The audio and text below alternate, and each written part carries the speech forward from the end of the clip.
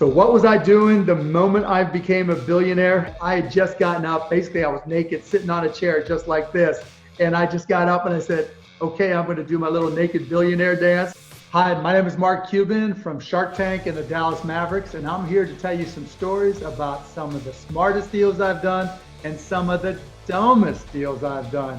I got a lot of both.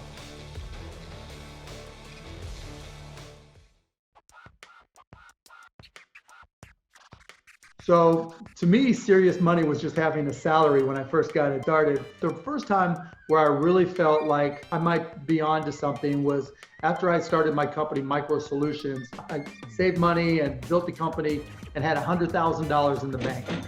And I just remember thinking, oh my God, this is incredible. I didn't want to think that I was rich, but I didn't have to wear 2 for $99 polyester suits any longer. I didn't have to buy used clothes from Rethreads, the store here in Dallas. I could start making some choices on my own and not quite stress so much about getting credit cards cut up like I had, having lousy credit, all the stresses that come with, not having any money or not being sure you're going to have money.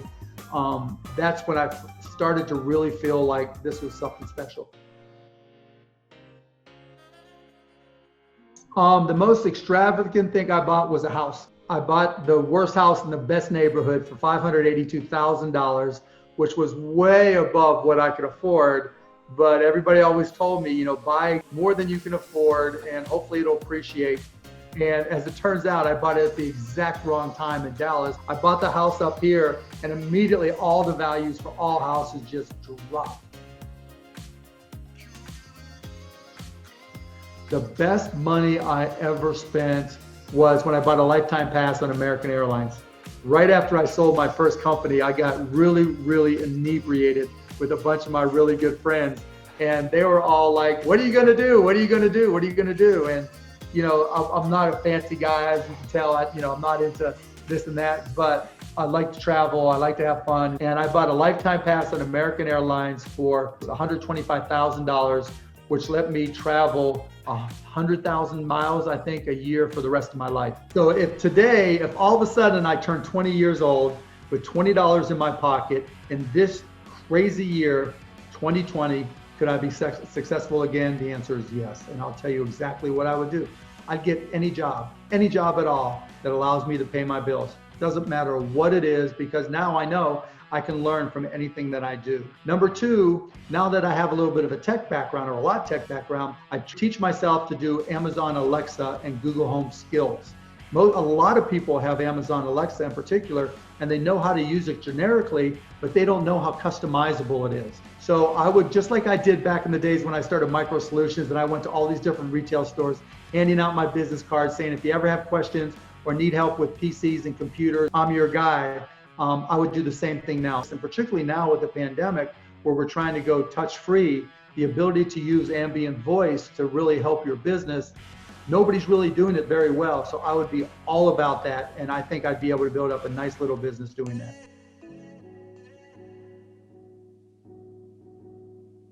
Some of the best investments I ever made were investing in myself, first and foremost.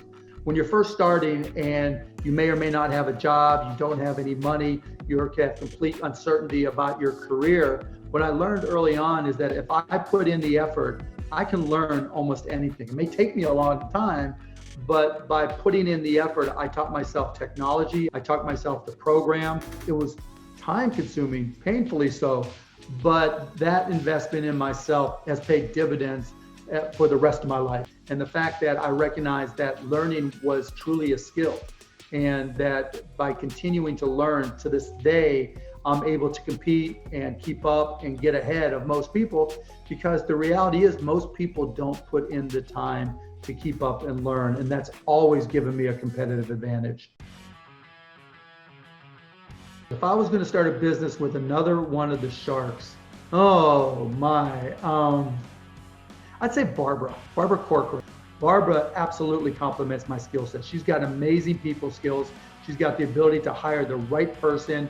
She's got the patience to train them and support them far greater than I do. So she would be a great complement. Proud of them, absolutely. I mean, look, I got to protect our guys, and I'm a partner in the NBA. And one of the things that we have to improve on in our business is our officiating. And while other people think it's taboo to talk about it, I obviously don't. I think there's a lot of room for improvement. And, you know, we have this thing about hiring former referees to be managers, and that's just a recipe. That's not a recipe for success. It's like hiring writers to be editors or publishers. Just because you can do one thing doesn't mean you can do another thing. Talk about failures, that's probably been my greatest failure in the NBA. As much as I've been fined, as much effort as I've put in there to try to change it, the changes have been minimal at best, and we still got a long way to go, but I'm not going to quit.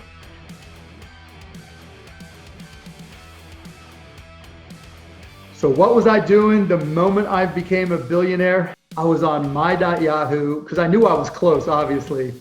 And I was watching our company's stock. I knew I was close and I wanted to see that moment. So back in the day, you know, you would have to hit the F5 key, which was the refresh key. I had just gotten up. Basically, I was naked, sitting on a chair just like this. And I just got up and I said, okay, I'm going to do my little naked billionaire dance. I'm going to enjoy the moment. And then I'm going to go right to work, because the only thing worse than being a billionaire is being a billionaire and then not being a billionaire because you didn't do your job and you didn't get it done. And so it scared me. It's like, I can't let go of this. And so I went to work. So what industries will dominate in the future? That's a great question, because so much is changing because of the pandemic. You know, as I just mentioned, I think ambient voice is going to be critical, because people are going to be very concerned about different touch points even after we have a vaccination. Utilities for work from home are going to be an opportunity. You know, the bigger macro issues are going to be artificial intelligence is going to continue to just become more and more important. And unfortunately, we're turning into an economy, a world where there's have and have not companies.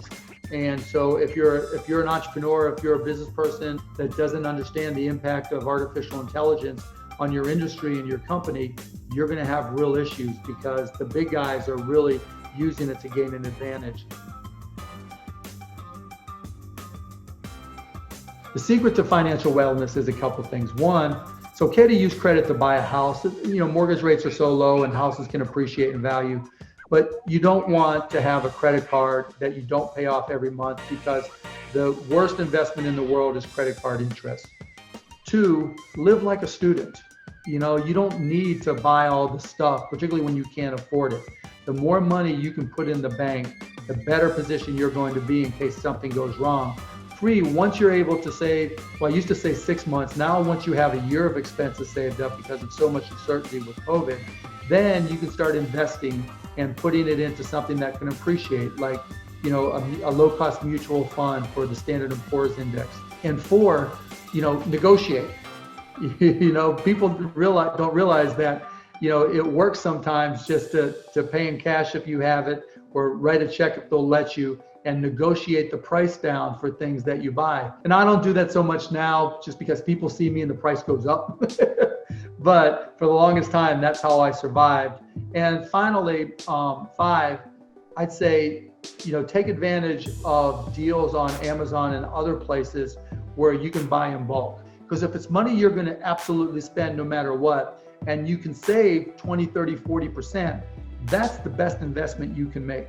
Because it's really hard to pick the right stock or the right index fund or the right mutual fund. But if you, over the course of a year, typically spend $2,000 on all the consumables you use in your house, the toothpaste, the toilet paper, shampoo, etc., and you can save 40% on those by buying it, you know, and sticking it under your bed if you need to, that's $800 in savings. And so sometimes the best investment you can make is being a smart shopper. Actually, my slogan or mantra when it comes to money is my slogan and mantra for everything. How you do anything is how you do everything. You know, how you approach little problems is how you approach big problems. How you approach little investments is how you approach big investments. You know, you just have to put in the time to do it right. And when it comes to money and investing, yeah, you know, and I'll add one little piece of advice. When you go to buy a stock and you think you've got the greatest idea stock pick ever, ask yourself why somebody would sell it to you. Nobody sells you a stock thinking the price is going to go up, right? They're selling it to you for a reason. So always question yourself and make sure you know, because getting in that habit is the exact example of how you do anything is how you do everything. Thanks again for watching Now You Know My Secrets to Financial Wellness. Hopefully you picked up a tip or two. Hopefully it'll be the first step or the next step to you being financially secure. Stay safe.